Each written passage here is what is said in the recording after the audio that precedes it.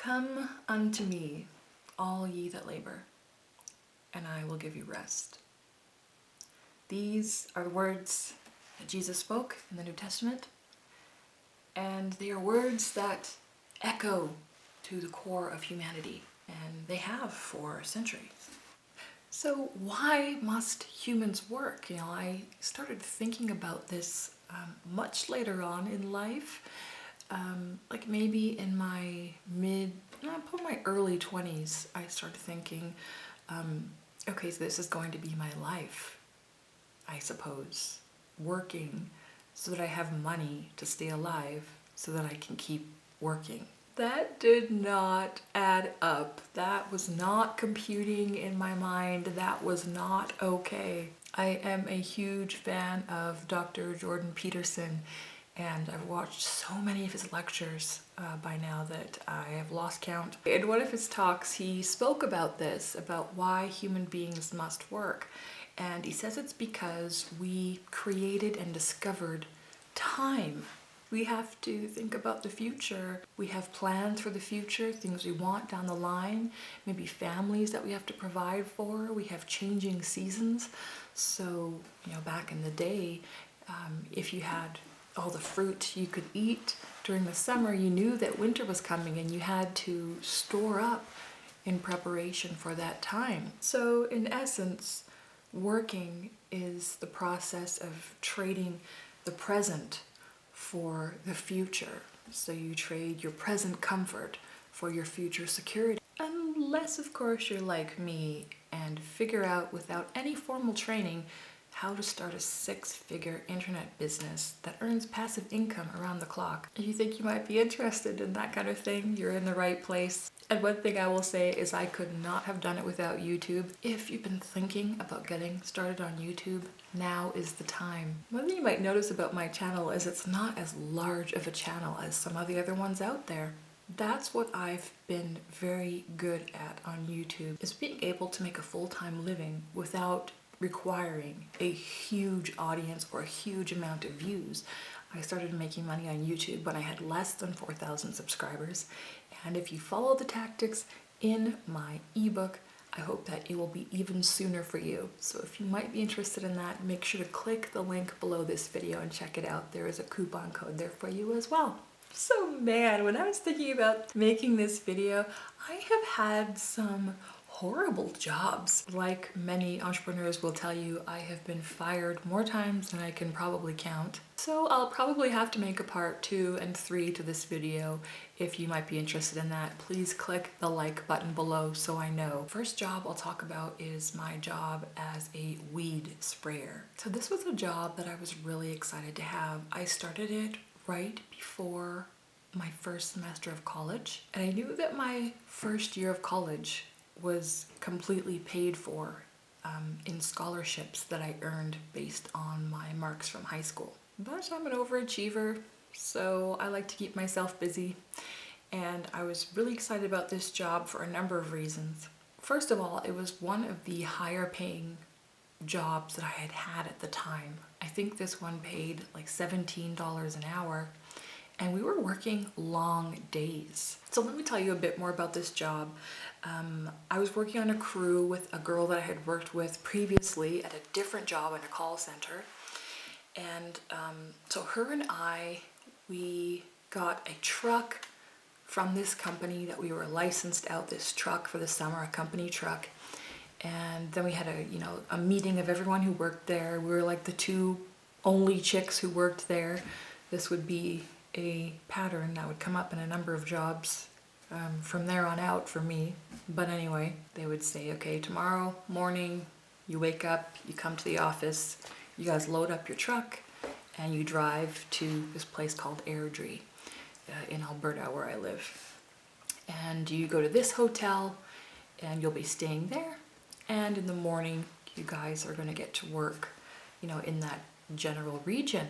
So this was super exciting for me to have a job that paid me to be away from home, and that paid me money for food, and that paid for a hotel for me. I mean, that felt kind of luxurious to a 20-something-year-old. It felt like a lot of freedom, a lot of fun, and we learned how to spray weeds. So we had these big like pumps on the back of the truck that we'd fill up with jugs of this pesticide. And then we would have to wear these like backpacks and all of this gear, like helmets and respirators. Like, you know, in the middle of nowhere where they have those big gray boxes and they have like a fence around it? Well, you can't just have grass growing up through there. So that's where we would go, and we would spray the entire area with this blue pesticide. For me, I was just focused on making money, you know, being out of town. I was like, oh, I'm gonna get totally in shape, you know, from all this physical labor. There was like not really any part of me that was thinking, working with pesticides daily, I wonder if that's a healthy thing to do.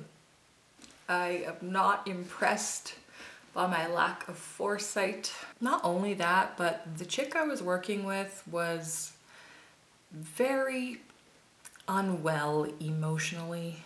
About 2 weeks into this job, I woke up one day and I was so sick I could barely walk.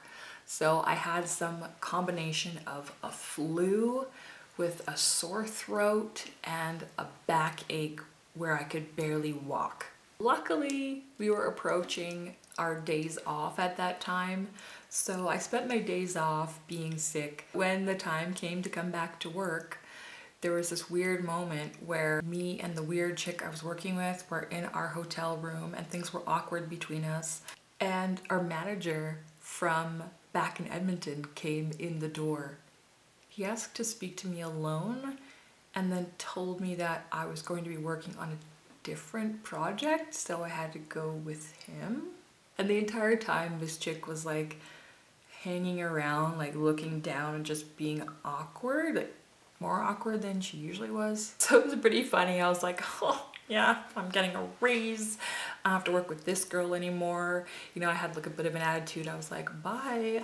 The manager has a different project for me to work on, so see ya. Pack all of my stuff, get in his truck, and he and I are driving along. And you know, he's just making small talk with me, chit-chatting. He's like a young guy. About half an hour into the drive, I kind of realized where we're heading. It's back to Edmonton. So at that point, it kind of clued in for me a little bit. I mean, I'd been fired so many times in my life. At that point, you'd think I would have gotten it by now, but no. So I just asked him like, are we going back to Edmonton? And he's like, yeah. And I was like, am I fired? And he was like, yeah. So it turns out that that chick had went and complained to the manager about me and said all kinds of crazy things. I don't know. But I was kind of cool with it because I was also starting to get weird rashes on my skin. Don't work with pesticides for a living, please. It's not worth it.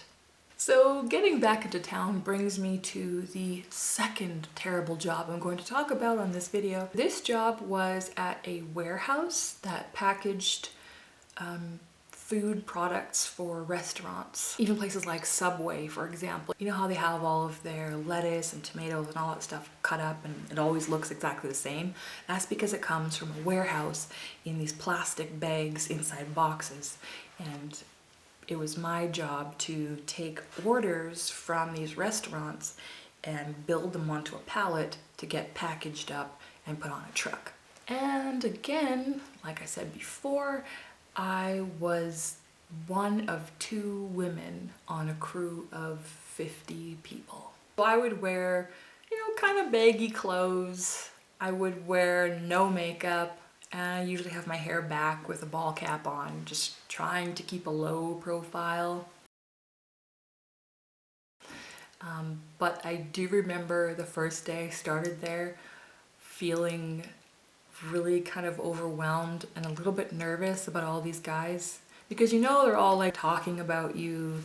So when I first walked in and I was getting you know, the morning orientation with all the employees, I remember looking around And it's kind of funny because I think people do this in jail too, but I was like trying to find the baddest, meanest, most scary looking guy that there was. His name was Dan. I think he was like about 6'4", completely bald head, meanest looking mug you could ever imagine, and like a ton of tattoos. I saw that guy and I was like, that will be my new work friend. Yep.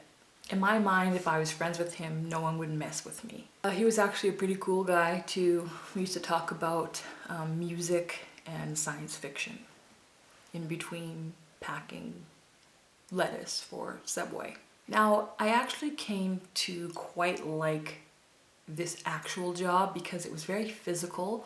I got in excellent shape doing it. You had like a pallet jack that you would ride up and down these aisles, and you would jump on and off the pallet jack and load on all of your boxes.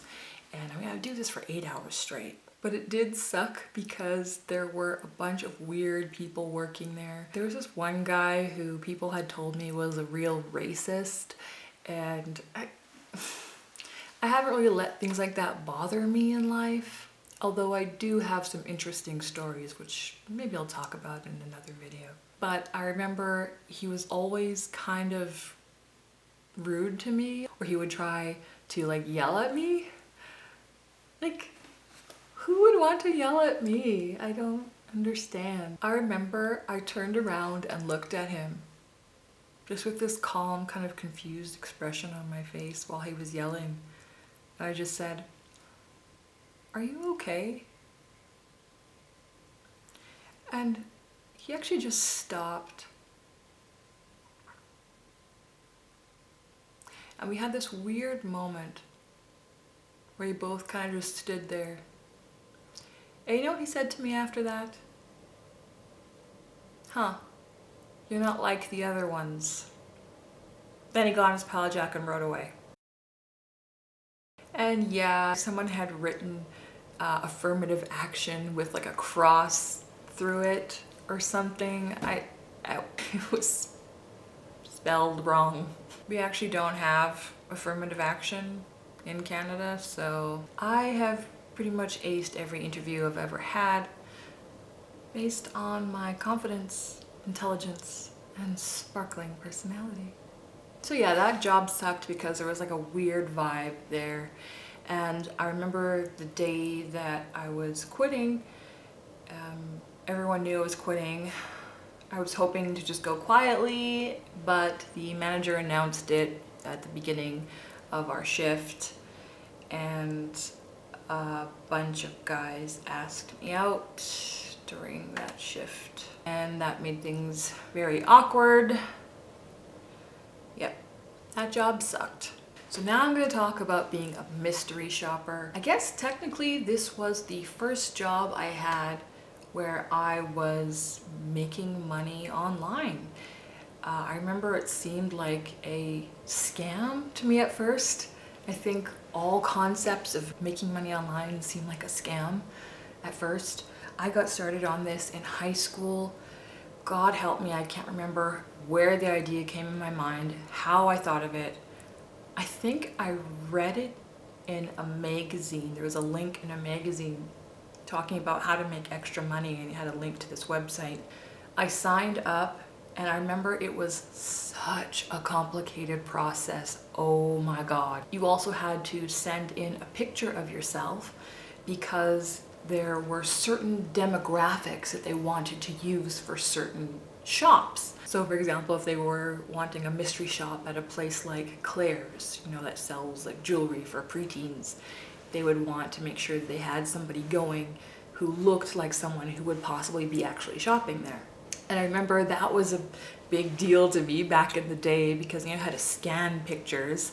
So you'd have to take a picture with a camera, get it developed, scan it, upload it, and Okay, so let me explain a little bit about what mystery shopping is first for those of you who don't know. A mystery shopper is somebody who goes into a store pretending to be a customer while taking in information about the customer experience and then goes and reports back to the company so they can understand how their stores are being run, what the customer service is like. It's a really sneaky kind of gig. I was actually quite excited for it because it was something different, because it was making money online, and because of what they advertised the pay to be. They were saying, we're paying you $23 an hour to be a mystery shopper. And I was like, oh, this is excellent. But what I didn't realize is that these shops would be about half an hour long. So, and then the most annoying part that would take the most amount of time would be completing the forms that you had to fill out. And the questions they were asking were so complicated. They want to know, for example, like exactly when you entered the store, exactly when the person said hi to you. They wanted to know the distance between displays. They wanted to know how many things were on display, how many things were out of stock. Filling out these forms took more time than the actual shop itself, and you didn't get paid to fill out the form.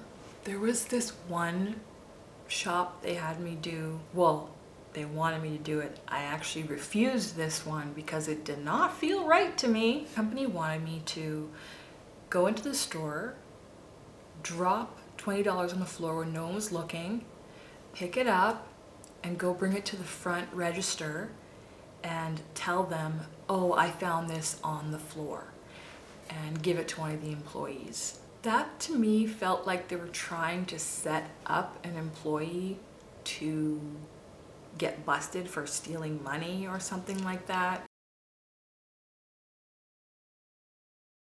Some of the kind of stores that I shopped were, I did cell phone stores a lot, and those were a real pain in the neck.